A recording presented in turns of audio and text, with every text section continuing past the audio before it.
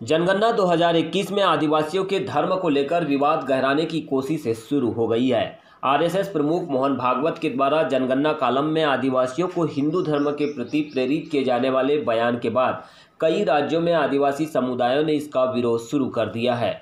दिल्ली में प्रदर्शन के बाद अब ग्रामीण स्तर पर भी विभिन्न आदिवासी संगठनों के माध्यम से आदिवासी हिंदू नहीं होने का बयान जारी कर आंदोलन कर रहे हैं। वही आदिवासियों के बीच इसे लेकर संगठनों ने जागरूकता अभियान भी शुरू कर दिया है, जिससे कि आदिवासी 2021 की जनगणना में अपनी संस्कृति के आधार पर सरना, कोया पुनेम इत्यादि आदिवासी प्राकृतिक मान्यताएं लिख सके। ऐसी अपील भी उनकी ओर से की जा रही है। आदिवासियों का मानना है कि हमारी परंपराएं, रहन सहन, रीति रिवाज अलग है। हम वेदों के पहले, वेदों के बाद, संविधान के पहले और संविधान के बाद भी कभी हिंदू नहीं रहे, ना ही हिंदू जैसे हम अपने आप को मानते हैं। हम प्रकृति को मानने वाले हैं, ना कि धर्म को। उन्होंने आदिवासियों के लिए प्राकृतिक मान्यताओं का कोड धार्मिक कोड से अलग देने की भी बात कही है। साथ ही 1951 एवं बाद के ट्राइबल पर्सुएशंस अर्थात आदिवासी संस्कृति, जीवन पद्धति व प्राकृतिक मान्यताओं का कोड पुनर्जीवित किया जाए, ऐसी भी मांग रखी है।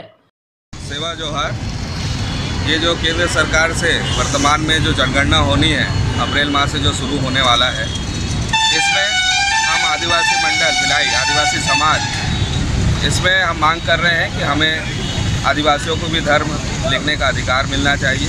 जिस तरह अन्य धर्मों को, जैसे सिख धर्म है, बौद्ध धर्म है, इस्लाम धर्म है, ईसाई धर्म है, जैसे उन्हें लिखने का अधिकार दिया जाता है, उसी तरह हम आदिवासियों को भी आदिवासी धर्म लिखने का अधिकार मिले।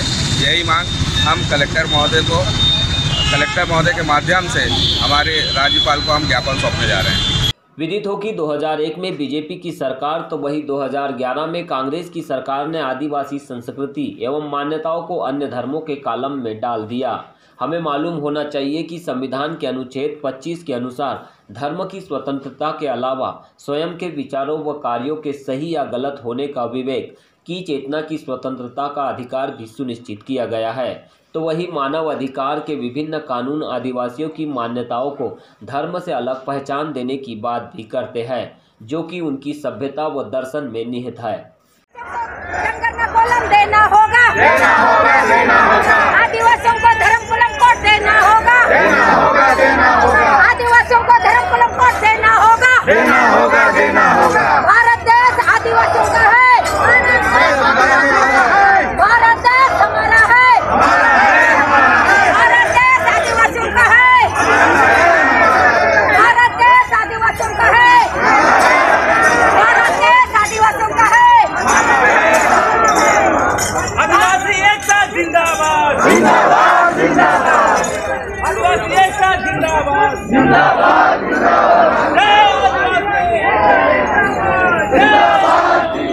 हमारी मांगे पूरी करो, हमारी मांगे पूरी करो। अभी तैयार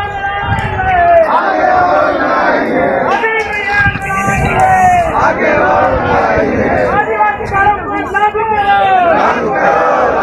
आदिवासी धर्म को लागू करो।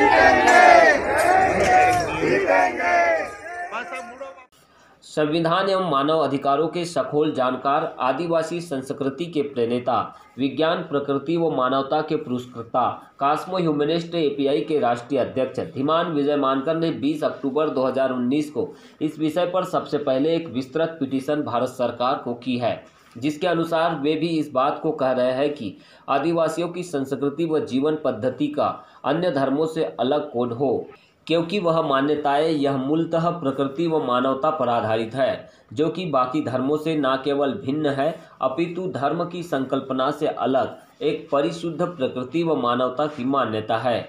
वहीं उन्होंने जनगणना में आदिवासियों की संस्कृति व जीवन पद्धति के अलावा लिंगायत धर्म जैसे अन्य धर्म को एक अलग कोड देने की भी बात कही है और अंततः जो लोग किसी भी धर्म या धर्म जैसी मान्यताओं को नहीं मानते, अर्थात वे विज्ञान, प्रकृति और मानवता के विचार को पुरस्कृत करते हैं, उनके लिए कोई धर्म नहीं का अलग कोड होना चाहिए, ऐसा विचार पिटीशन में उन्होंने रखा है।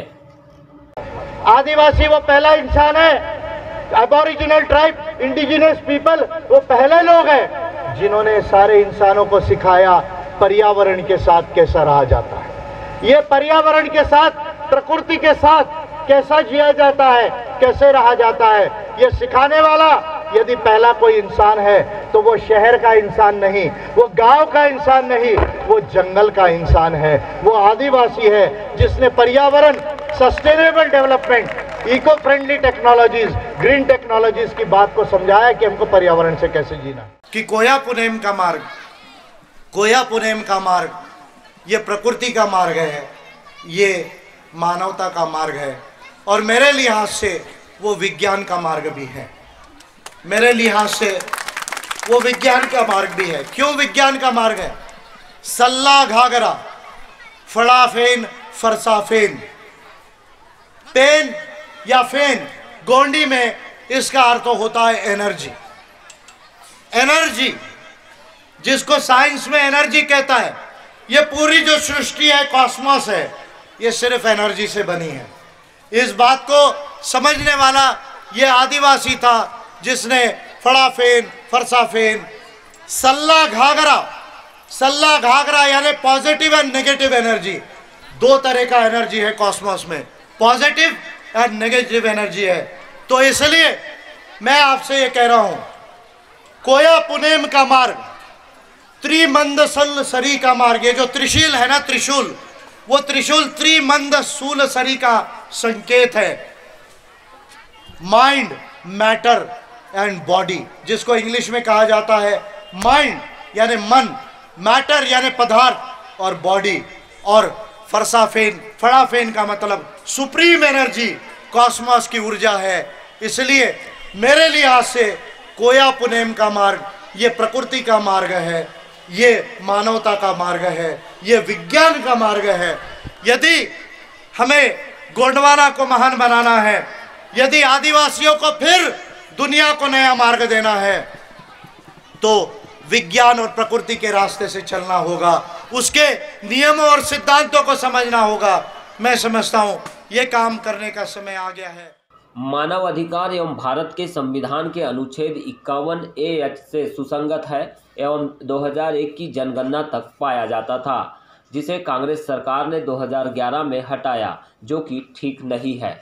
2011 की जनगणना में जहां आदिवासियों की संस्कृति व जीवन पद्धति का अलग कोड होना चाहिए, लिंगायत जैसे अन्य धर्मों का कोड अन्य धर्मों में हो, तो वही किसी धर्म को ना मानने वाले लोगों का भी एक स्वतंत्र कोड होना चाहिए। यह विचार मानव अधिकारों एवं भारत के संविधान से सुसंगत है।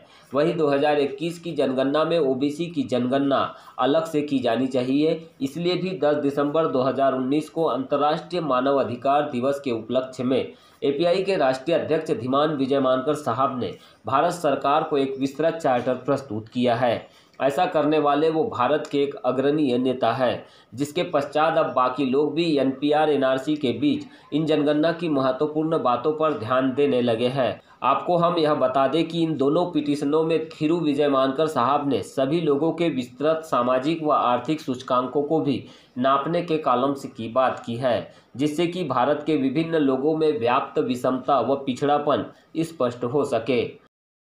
कि हमारा ये मानना है कि ये तमाम चीज़ें इसलिए की जा रही है देश में, ताकि ओबीसी की जनगणना देश के अंदर में ना हो। ओबीसी की जनगणना हर 10 साल में जब भी कोई इस तरह का इश्यू आता है तो ओबीसी की जनगणना सेंसस में ना हो। इसके लिए इस देश की जो ब्राह्मणिकल सरकारें हैं, चाहे वो बीजेपी की सरकार हो या कांग्रेस की सरकार हो, वो इस तरह की कोशिश करती है कि ओबीसी का आंकड़ा ना आए। और ओबीसी के आंकड़े की ही बात नहीं है, एससी एसटी के लोग हैं, माइनॉरिटीज़ के लोग हैं या जनरल कम्युनिटी के भी लोग हो, आपके जो वेरियस सोशो इकोनॉमिक इंडिकेटर्स है, जैसे भारत के कितने नागरिक हायर एजुकेशन लेते हैं, भारत के कितने नागरिक सरकारी स्कूलों में पढ़ते हैं या प्राइवेट स्कूलों में पढ़ते हैं, भारत के कितने नागरिकों को कैटेगरी के वाइज प्राइवेट इंडस्ट्रीज के अंदर जॉब है, भारत के कितने नागरिकों को कैटेगरी वाइज लैंड है या लैंड नहीं है, भारत के कितने नागरिकों के पास खुद की कंपनीज है, शेयर है, इक्विटीज है या नॉन फाइनेंशियल इंस्ट्रूमेंट्स है। ये data SC, ST, OBC, minorities और जनरल कम्युनिटीज़ के वेरियस नागरिकों का डेटा भारत के अंदर में क्लियर ना हो, डेटा क्वालिटी डेटा जिसे हम कहते हैं वो क्वालिटी डेटा जो है वो इकट्ठा ना हो। यदि क्वालिटी डेटा इकट्ठा नहीं होगा तो पॉलिसी बनाने का, प्लानिंग बनाने का ऑब्लिगेशन सरकारों का समाप्त होता है। और हमारा ये मानना है कि यह सरकार जो तो ज़्यादा पुश कर रही है। एनलाइटन न्यूज़ का मकसद केवल आपको अन्य चैनलों की तरह जानकारी देना नहीं, अपितु आपको शिक्षित व जागरूक करना भी है। इसलिए यह विशेष रिपोर्ट आपके लिए बनाई है। धन्यवाद।